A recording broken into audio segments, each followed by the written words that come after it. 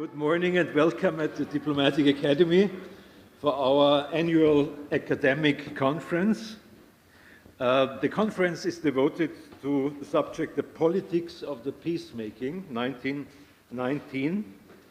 And I am only saying a few introductory remarks after me. Professor Rowe, who is the intellectual mastermind of this day, will continue. Why does the Diplomatic Academy devote its signature conference to Paris 1919? Well, first of all, it's a centenary. And in this centenary year, we are used to organize things, not only in Austria, to, as we used to say, to remind us of specific developments. But I think this is not enough as an explanation. Although many institutions stay at simply calling it good to remember things on a regular basis. Why we are doing this is for many reasons, but for the main reasons are, first of all, this place has always been a place of interdisciplinary studies.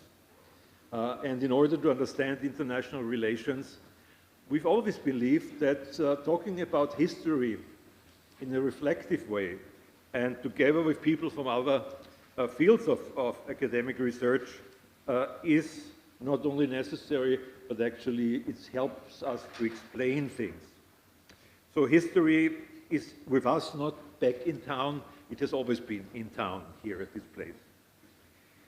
Secondly, it's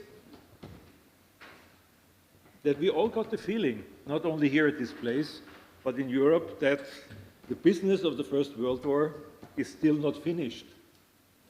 What does this mean? This simply means that many of the conflicts that we experience seem to have their roots or some of the explicatory factors in the consequences of the First World War.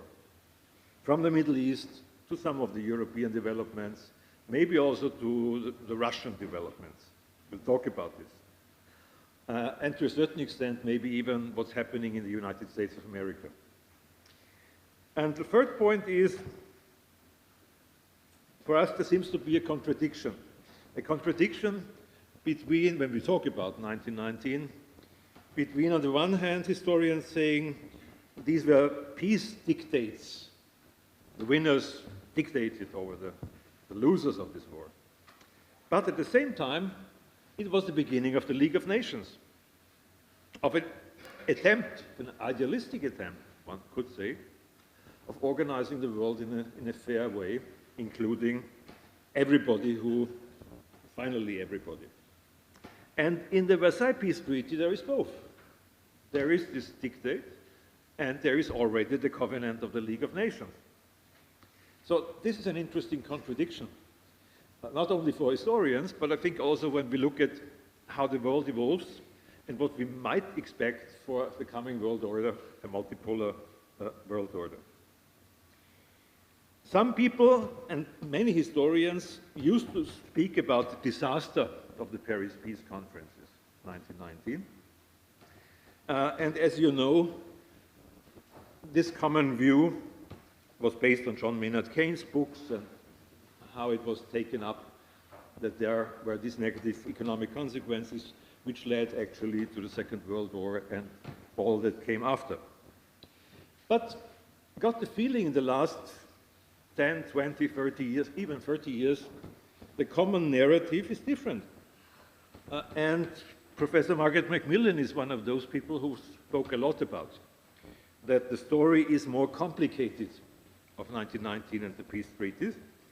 And she formed once the interesting sentence, making peace is never easy. I don't know what to make of this. I'm sure making peace is never easy. What she wanted to say is that 1919 was not the only precondition for the catastrophes of the Second World War, and that we all had choices. And unfortunately, we lost these choices in the 1930s, and so don't put all the blame on the peace treaties. And why was this so? According to this narrative, that was because there was public opinion already in 1919. So there were demonstrations in the streets, there were the masses asking for explanations, asking for winners and losers and responsibility and all that, which was not the case in the Vienna Congress of Vienna 100 years before that. Maybe true. And she said there were media, and media played a role as well, that it was not only the only condition for what happened afterwards. And then she said there were revolutions on both sides. There was one revolution on the Russian side, the Bolshevist revolution, looking for a new world order, and there was this nationalistic revolution in the heart of Europe, which meant the end of the Habsburg monarchy and the end of the Ottomans, and you know all that. Maybe she's right, and we will discuss this today. I'm looking forward to this. My personal feeling is that a positive view of the Paris peace treaties is not easy from the point of view of the present. Because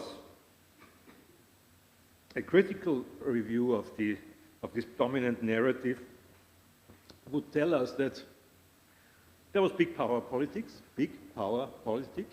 which prevailed, actually. You can look into a lot of things. Even the so-called Monroe Doctrine is mentioned in the Versailles Peace Treaty. That's big power politics. And on the other hand, this contradiction between an idealistic view of the world order and the realistic view of the world order has already been laid into this 1919 decisions. Be that as it may, it seems to me that 1919, with the moving forward of time, is getting closer to us, and World War II, 1945, seems to get away from us. So 1919 getting closer, and the Second World War getting further away. This is an observation which we in Europe should be aware can have some danger, including what happened in the Second World War and what happened with ideologies at that time. So that's why I think it's worth looking at, was it really 1919 which decided everything in the 20th century? Was it really the Urkatastrophe des 20. Jahrhunderts, as one historian said, or not? So you see, there are so many issues that we should discuss today, not only as historians, but also as those who are interested in how we can live today in Europe. And I didn't even speak about the attempt to create nation states in the heart of Europe.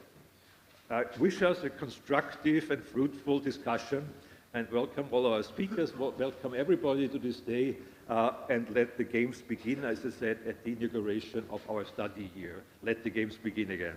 Thank you very much.